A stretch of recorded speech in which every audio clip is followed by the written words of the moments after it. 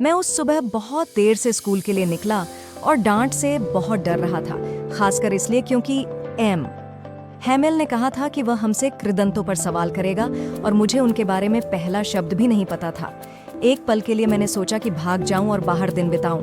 यह बहुत गर्म, इतना उज्जवल था। जंगल के किनारे पक्षी चहचहा रहे थे और आरा घर के पीछे खुले मैदान में प्रशिया के सैनिक ड्रिलिंग कर रहे थे।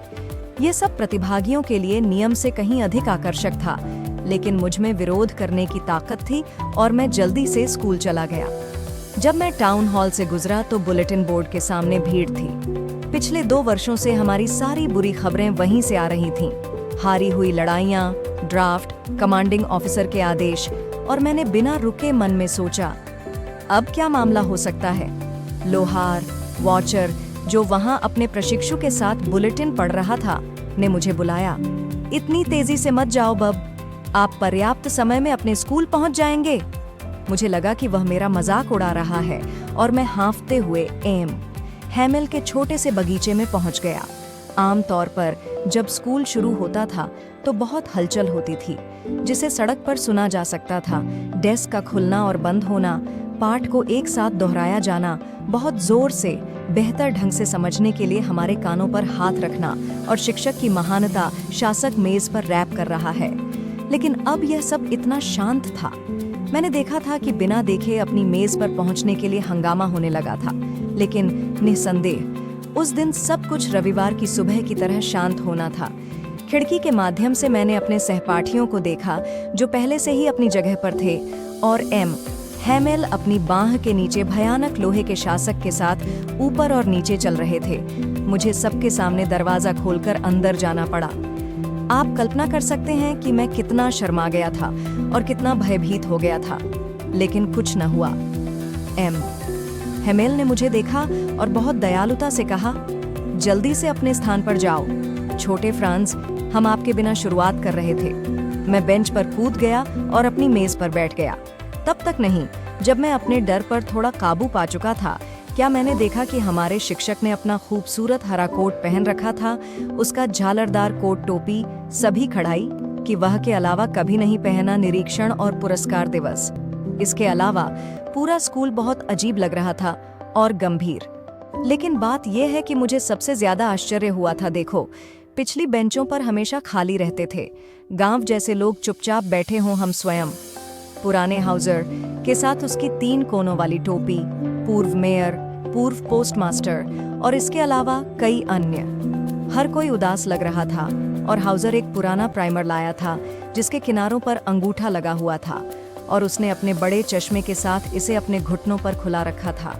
जब मैं इस सब के बारे में सोच रहा था, हैमेल अपनी कुर्सी पर चढ़े और उसी गंभीर और सौम्य स्वर में जो उन्होंने मुझसे कहा, मेरे बच्चों, यह आखिरी सबक है जो मैं तुम्हें दूंगा। बर्लिन से अल्सैस और लोरेन के स्कूलों में केवल जर्मन भाषा पढ़ाने का आदेश आया है। नया मास्टर कल आएगा। यह आपका आखिरी फ्रेंच पाठ है। मैं चाहता हूँ कि आप बहुत सावधान रहें। ये शब्द मेरे लिए कैसा वज्रपात थे। ओह दुष्टों, ये वही था जो उन्होंने टाउन हॉल में रखा था। मेरा आखिरी फ्रेंच पाठ। क्यों? मुझे तो लिखना ही नहीं आता था। मुझे और कभी नहीं सीखना चाहिए, तो फिर मुझे वहीं रुकना होगा। ओह, मुझे अपना सबक न सीखने, पक्षियों के अंडों की तलाश करने या सार पर फिसलने के लिए कितना अफसोस हुआ। मेरी किताबें, जो कुछ समय पहले इतनी परेशान करने वाली लगती थीं, ले जाने में इतनी भारी लगती थीं, मेरा व्याकरण और संतों का मेरा इतिहास, अब पुराने दोस्त थे जिन्हें मैं छोड़ नहीं सकता था। और हैमेल भी। यह विचार कि वह दूर जा रहा है, कि मुझे उसे फिर कभी नहीं देखना चाहिए। मुझे उसके शासक के बारे में सब भूल गया और वह कितना चिड़चिड़ा था। गरीब आदमी। यह इस आखिरी पाठ के सम्मान में था कि उसने रविवार के अपने अच्छे कपड़े पहने थे, और अब मुझे समझ में आया गांव के बूढ़े आदमी वहां पीछे वाले कमरे में क्यों बैठे थे।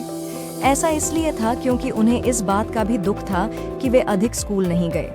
यह हमारे स्वामी को उनकी 40 वर्षों की वफादार सेवा के लिए धन्यवाद देने और उस देश के प्रति अपना सम्मान दिखाने का उनका तरीका था, जो अब उनका नहीं रहा। जब मैं यह सब सोच रहा था, मैंने अपना नाम पुकारा। सुनाने की बारी मेरी थी। कृदंत के लिए उस भयानक नियम को पूरी तरह से, बहुत जोर से और स्पष्ट रूप से और एक भी गलती के बिना कहने में सक्षम होने के लिए मैं क्या नहीं कर सकता था। लेकिन मैं पहले शब्दों में उलझ गया और अपनी मेज पकड़कर वहीं खड़ा रहा। मेरा दिल धड़क रहा था और ऊपर देखने की हिम्मत नहीं हो रही थी। मैंने एम हैमेल को मुझसे यह कहते हुए सुना, मैं तुम्हें नहीं डांटूंगा छोटे फ्रांस, आपको काफी बुरा लग रहा होगा। देखो ये कैसा है। हर दिन हमने खुद से कहा, वाह मेरे पास काफी समय है, मैं इसे कल सीखूंगा। और अब आप देख रहे हैं कि हम कहाँ पहुंच गए हैं।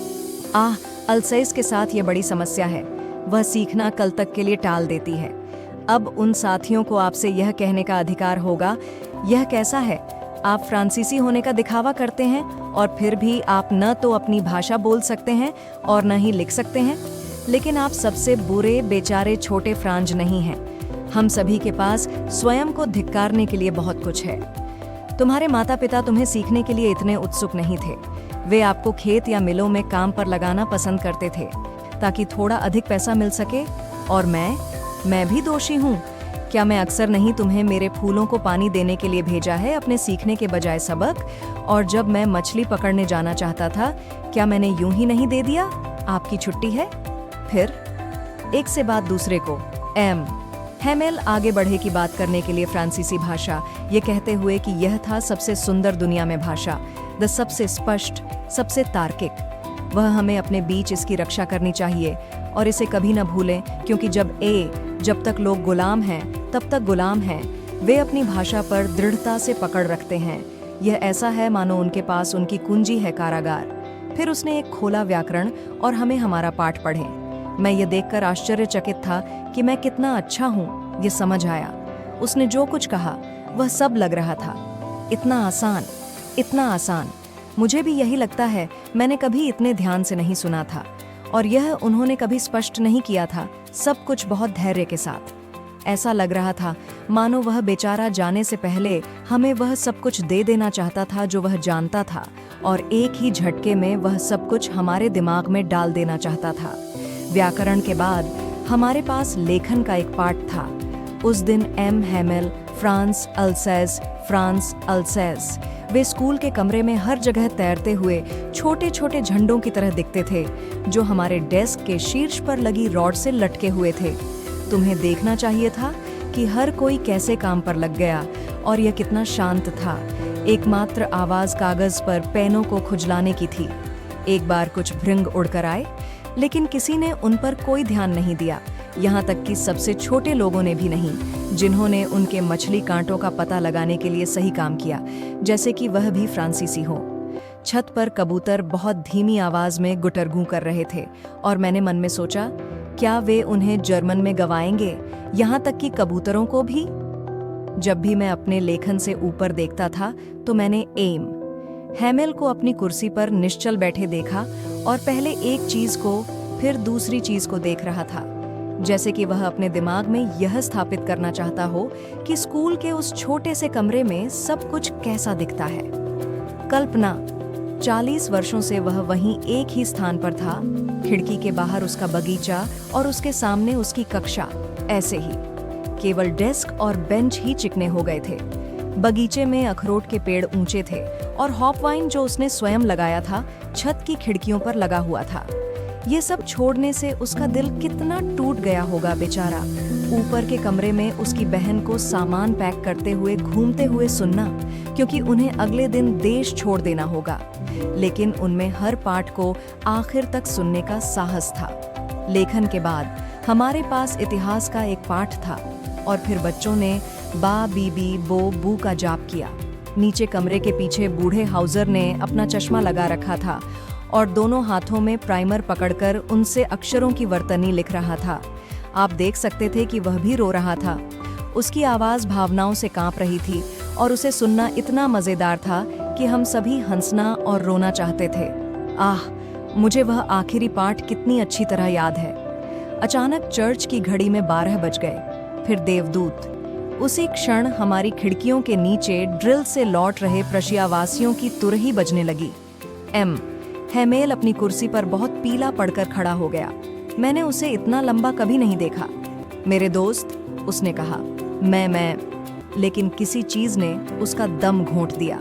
वह आगे नहीं बढ़ सका। फिर वह ब्लैक बोर्ड की ओर मुड़ा, चौक का एक टुकड़ा लिया और अपनी पूरी ताकत लगाकर, हो सकता है उन्होंने जितना बड़ा लिखा हो सकना, दीर्घायु हो फ्रांस। फिर वह रुका और अपना सिर दीवार पर टिका दिया और बिना कुछ बोले उसने अपने हाथ से हमें इशारा किया। स्कूल की छुट्टी कर दी गई है, आप जा सकते हैं।